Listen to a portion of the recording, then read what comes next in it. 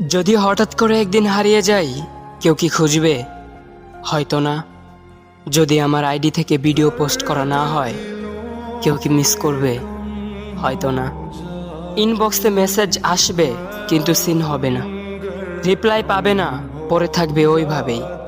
কেউ কেউ হয়তো অপেক্ষায় থাকবে, এই বুঝি আসলো অনলাইনে। আবার কেউ কেউ হয়তো টেরও পাবে না, কেউ একজন নেই, কেউ একজন হারিয়ে গেছে। হঠাৎ একটা সময় কারোর হয়তো মনে পড়বে, কে জানি আর নেই।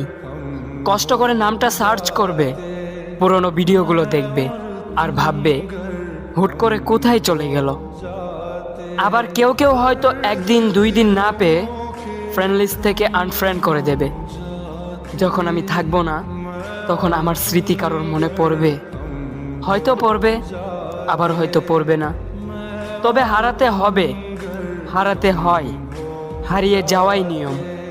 পার্থক্য একটাই, কেউ আয়োজন করে হারায় আর কেউ হুট করে হারায়। আমি না হয় হুট করেই হারিয়ে যাব।